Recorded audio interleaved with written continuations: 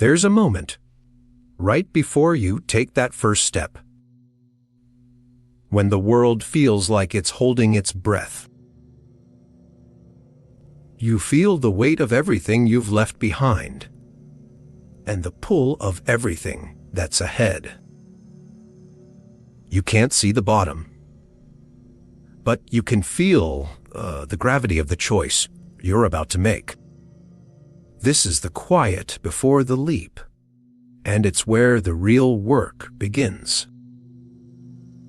The moment you take that step, you're no longer standing on the edge. You're walking through the unknown. So what exactly are we talking about? It's not just about pushing through pain or chasing some ill-defined success.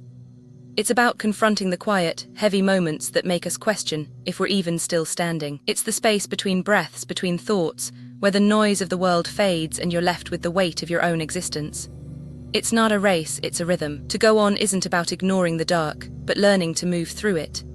It's not about pretending everything's fine, but finding a way to keep going even when the path is unclear. It's about carrying the silence with you, not as a burden, but as a companion. It's about showing up day after day, even when the silence feels louder than the world. To go on is not a victory lap, it's a slow, steady breath. It's not about being strong, but about being present, even when the world feels like it's holding its breath with you. And so we return to the question, what are we talking about? We're talking about the courage to keep going, even when the going feels like it's never going to end. You might think you're just here for the advice, but the truth is, you're here because you already care. You're here because you felt the weight of things not being right, and you're searching for a way to make them better. You care about this because you've seen how silence can be louder than words, and how small changes can ripple through the world in ways you can't always predict. You're here because you felt the sting of not being heard, and you're here because you want to be part of something that matters, even if it's just in your own quiet way. You care about this because you know that sometimes the most powerful actions are the ones that start in silence, and that even the smallest voice can make a difference. You're not just here for the words, you're here because you're ready to listen, to feel, and to take the first step towards something real. Goon culture didn't emerge in a vacuum. It grew from the fringes of urban life, where violence and survival were everyday realities. These were not just street fights, but rites of passage for young men trying to carve out a place in a world that often refused to let them in. The first goons were not just fighters. They were protectors, mentors, and in many ways fathers to the boys who followed them. Their loyalty was absolute, and their code was written in blood and silence. The rise of the goon was also a response to the absence of institutions. Schools, families, and communities failed to provide guidance, so the streets became the classroom, and the goon became the teacher. As the years passed, goon culture became more than just a way to survive. It became a symbol of resistance, a way to assert identity in a world that tried to erase it. But the history of the goon is not just about power. It's about the weight of legacy, the burden of tradition, and the struggle to balance pride with the cost of living by the code. This is the history of the goon, not just of violence, but of survival, of honor, of a people who carved out their own truth in the margins of a world that didn't want them. Goon is not about being a hero. It's about being someone who shows up even when it's hard. You don't have to be loud or flashy. Sometimes just being there is enough to make a difference. Goon is about choice, the choice to stay, to care, to not walk away when things get tough. It's not about grand gestures. It's about showing up again and again, even when the world feels heavy. In the end, being a goon is about being real, not perfect, not loud, but present. To begin, you need a quiet space where you can focus without distraction. A room that feels like a sanctuary, where your thoughts can settle and your intentions can take root. Settle into that chair or wherever you feel most at peace. Let your body find stillness and let your mind quiet. This is where the work begins, not with action but with presence. Now take a deep breath. Let it fill your lungs, expand your chest, and release it slowly. This breath is the first step in anchoring yourself to the moment, to the process, to the path ahead. As you breathe, bring your attention to your heartbeat. Feel it in your chest, steady and consistent. This rhythm is your guide.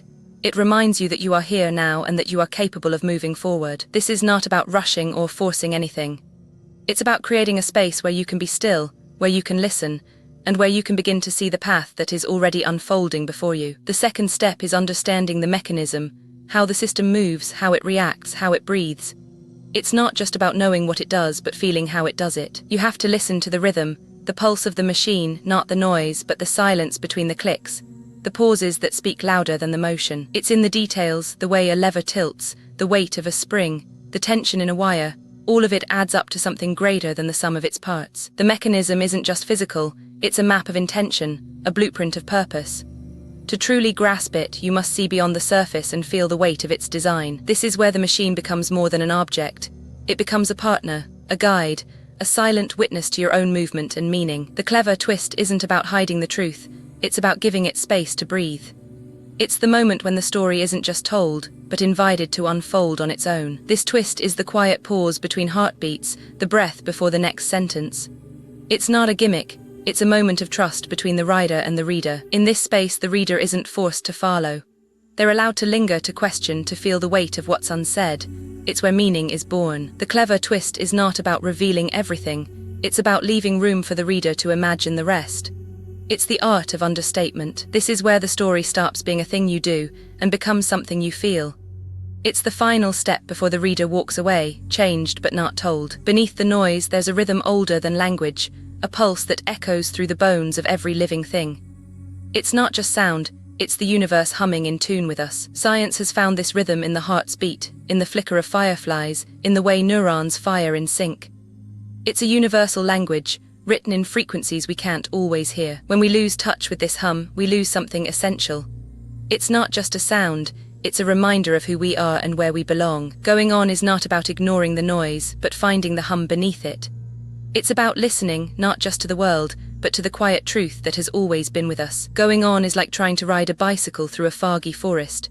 You can't see far ahead, and every turn feels uncertain, but you keep moving forward anyway. You don't need to see the entire journey to start moving.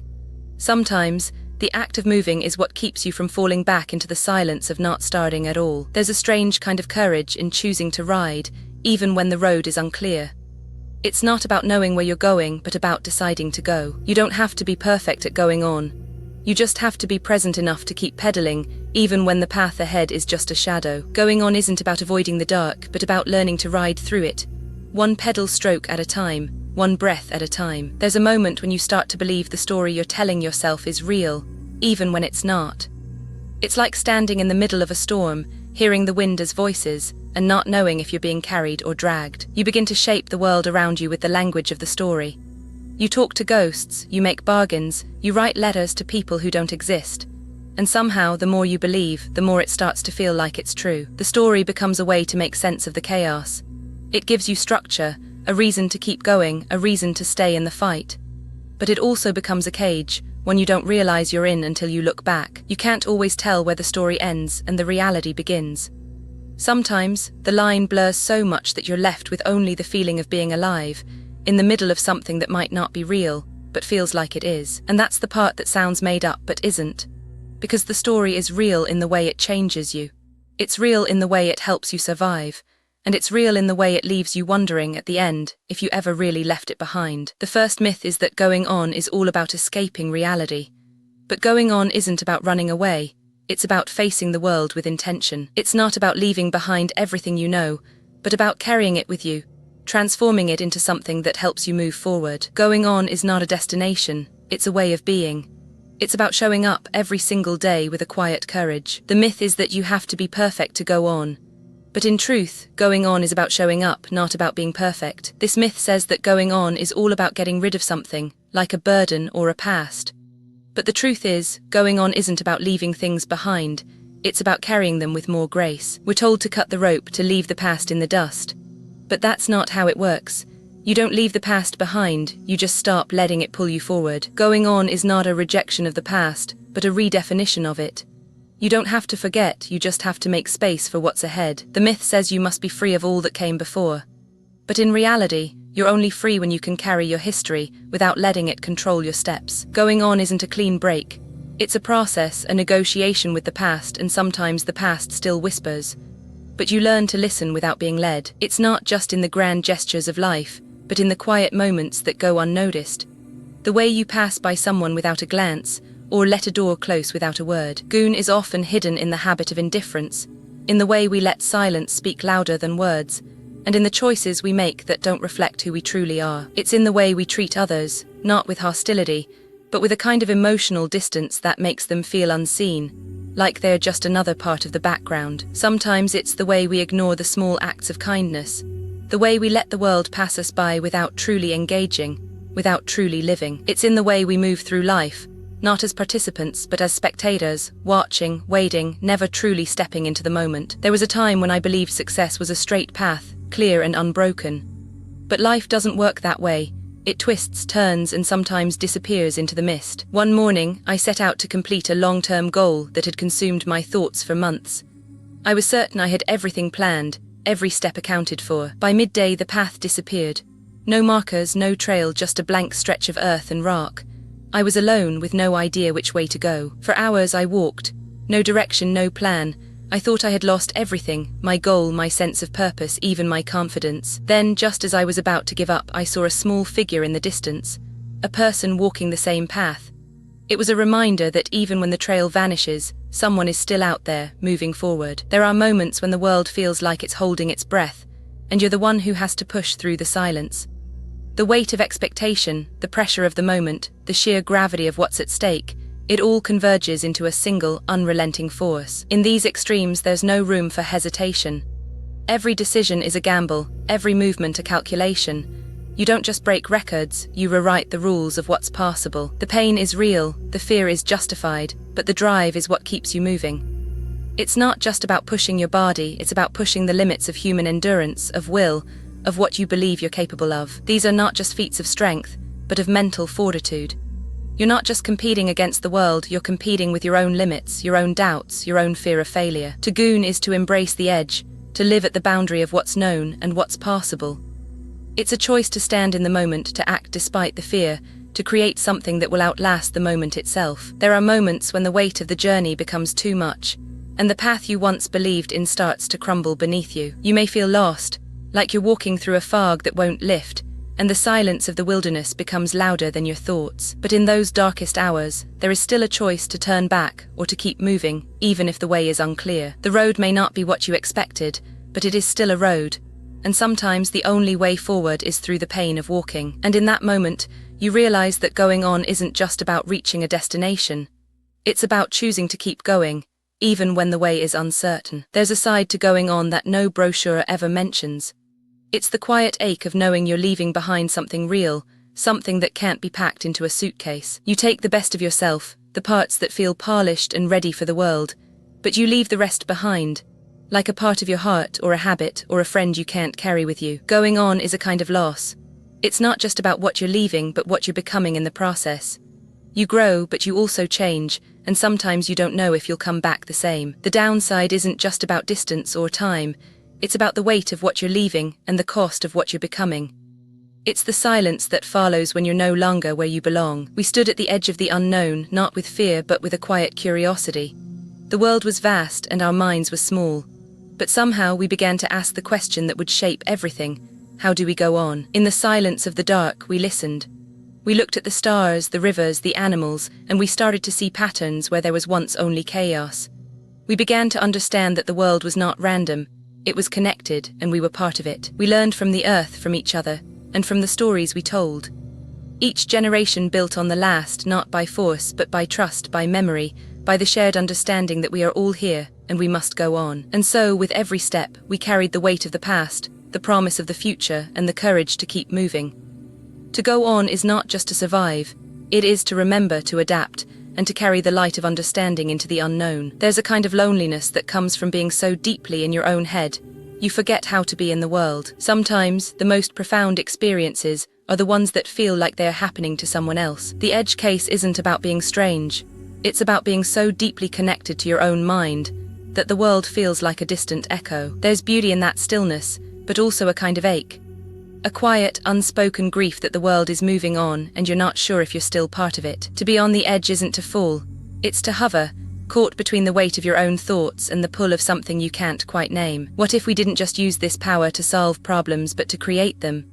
What if we twisted it not for harm, but for control, for influence, for the quiet reshaping of reality itself? We could build a world where people never had to face the consequences of their choices, where their failures were erased, their successes amplified. A world that feels safe but is actually fragile. This isn't just about power, it's about identity. If we can rewrite reality, who are we when we no longer have to live with the consequences of who we were? The thought experiment isn't just about warning. It's about understanding the responsibility that comes with any great power. Not just in its use, but in its potential for misuse. So let's not take this lightly. Because if we do, we might not just lose control of the world, we might lose the world altogether. Going on is not just about setting off, it's about comparing where you are now with where you've been. You need a sense of where you're heading to measure what you're moving away from. You can't really go on unless you know where you've come from. That's why it helps to look back, not to dwell, but to understand how far you've moved. You can't go on without knowing what you're leaving. That's the weight of it, the gravity. Comment this emoji if you made it to the end.